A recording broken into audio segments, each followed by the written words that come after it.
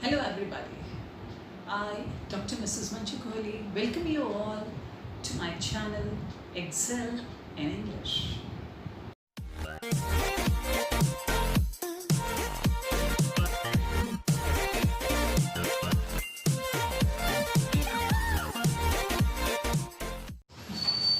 Hello everybody. I once again refer you with a very important topic of grammar modals or modal auxiliaries. So I am defining the very word modals or modal auxiliaries.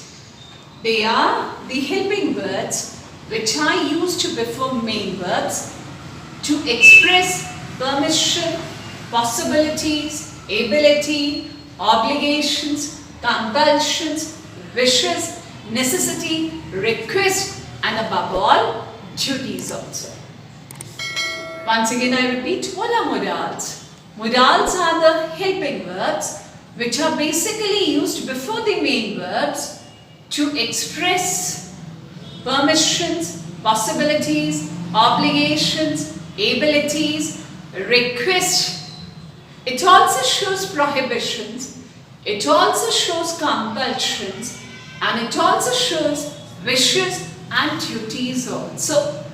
There are certain features, when we fix a modal, there are certain features which we have to take up very carefully. We are not supposed to violate these rules. Number one, modals are always followed by the main verbs. I repeat once again, the first rule which we have to imply is that the modals are always followed by the main verbs. This is clearly proved with one example given here, that we should obey our parents. We should respect our teachers. We must respect our national flag.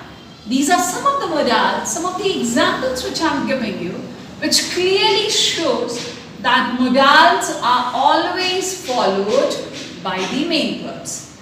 The second rule which we have to follow, that modals are never affected by the change of person. That is first person, second person, third person, or by the change of numbers. That is singular as well as plural. I repeat once again, modals are never affected by the change in person, that is first person, second person, third person, or the numbers of the subject, that is singular as or plural. Now this also I am explaining you very clearly by the following example. Example number one, I can sing, where I is the first person. Here we have used a word modal. We have used a modal can. Sing is a main verb. So I can sing. Now when I change this I to second person, see there also there is no change in the formation, in the framing of the sentence. You can sing. You, second person, remaining part of the sentence is framed as it is, which shows that with the change of person, we are not supposed to change the modals. The modals will be the same. Similarly, third person, she can sing. So I, you, and she. Where I is the first person, as you all be knowing it, I first person, you second person, she third person. And with that, the same modal is used which are followed by the main verbs. So this is very clear to you that with the change of person, we are not supposed to change the modal. The modals and the main verbs will go as it is. Coming to the second part, with the change of number of the subject. The number of the subjects are singular as well as plural. This is also very clear by the given examples. She may leave, where she is a singular subject. She may leave, where may is the modal and leave is the main verb. In these two examples, we can clearly see that if there is a change in subject, number of subject, the singular to plural, the change in modal, the modals are never affected by the change of subjects. Example, she may leave, the subject is singular, she is a singular subject, and they may leave, there is a plural subject. Now if there's a change in subject, you have seen that the modals are used in the same time. So this is clearly proved how we have to use it. For one thing, before starting the modals, I'm telling you one thing, we have to be very particular in the use of modals, because it is rightly said that modals gives a clear impact or make your speech very, very impactful. It depends upon the person what modals he selects or she selects while speaking. So it is rightly said that your communication or your speech carries a magnetism when you are very, very choosy or very, very selective in using very, very sweet or very integrated modals. So while I'll be teaching it, I'll be making it very clear to you which modals are called to be very sweet, which modals are called to be harsh, or which modals are named as integrated or honey-coated modals. So I start with the very first set, can. Can is a modal which is used for possibilities and permission. I'm giving you the conditions where these modals are used. I'm starting with the very first one, can, which is used for condition is it is used in possibilities and for permission. I'm giving you an example. Example, I can come. Okay, this shows the possibility. You're not 100% confirmed that I may be coming or not. It is not giving 100% confirmation. I can come. It shows the possibility of a person. Now, second example I'm giving you, it is can I come? Can I come? Okay. Now, when I'll be comparing these sentences while using another set of modal, that is may, it will be very clear to you that this is called to be a harsh modal. Now, can, this sentence shows the possibility, and the second sentence shows the permission. I'm seeking permission to come. Okay. Now I'm starting with the second modal. It is may. Okay, which is also used for possibilities. It also shows, or it is also used for possibility, and it is also used for permissions. Okay, now when I will be using it, clearly it will be clear from the above examples. Number one, example I am giving here. Number one, I may come.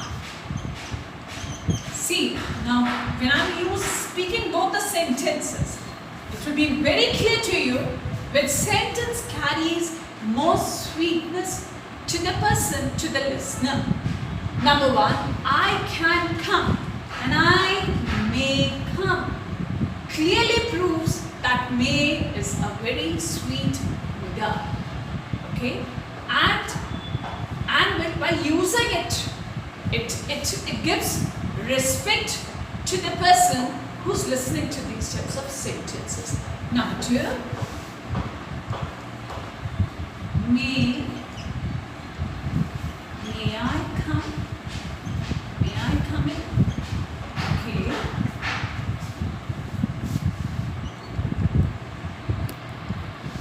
Okay. May I come in? I'm seeking a permission to get inside. Okay. Now, can I come? Can I come in? The sentence shows usage, a sentence starting with the modal, using the word modal can. This shows up to a certain extent the harshness of a modal. But the moment I used the word may, it shows the sweetness. May I come in?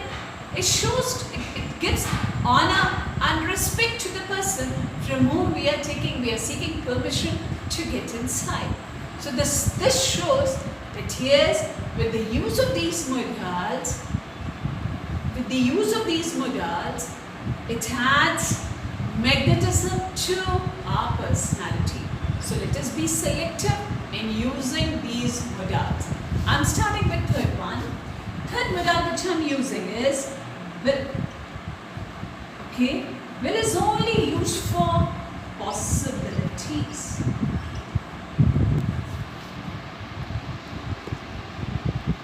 Okay, will is only used for possibilities. Okay, and it takes all the subject, irrespective of singular and plural. I will complete the work. 100% commitment, 100% promise I'm not giving you. With the use of modal, you cannot make it up whether I'll be completing it or not. This is shows the future period of a word. Okay, I will be completing. Okay. Now, when I use a modal will, it is not given 100% confirmation to you. It takes all the subject, irrespective, singular, plural. I will respect my country. I will obey my parents. I will obey my teachers. I will go to see a movie tomorrow. Okay? So it takes all the subject. Now I'm starting with the fourth modal, which is called to be the most integrated modal in the entire dictionary. That is shall. Shall is a modal which is used when we are giving commitment. Okay? Shall is a word which is used for promise. Shall is a modal which gives confirmation. Okay? Now, as it gives commitment, it is used for promise, and it is used for confirmation. It carries only two subjects. Don't forget it. I and we. Okay? Remember this. It is going to take only two subjects. Shall is a modal because it is used for promise. Promise I can make on my this thing, and promise in group when we can make it. So it can be used only with two subjects, I and we. Remember this, don't commit this mistake. So shall is a commitment, it is a promise. I have given a sentence, I will obey my parents. Possibility, chances, 100% confirmation is not there. I may respect, I may obey, I may not obey. But the moment I give a sentence, I shall obey my parents, it is 100% commitment, 100% confirmation that yes, I shall be respecting, I shall be obeying my parents. So now it is very, very clear. I shall follow all the rules and regulations of my country. I shall follow the law. I shall abide by the constitution very, very sincerely.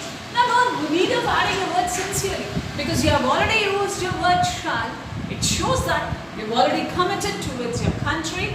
You're already given a confirmation that yes, you shall be doing it, and you've already made a promise. So shall is called to be an integrated modal. A person who uses this modal automatically gets honor and respect because it is an integrated modal. So I repeat my words once again. The selection of modal depends upon an individual. The way he or she selects a modal adds a magnetism to his or her personality.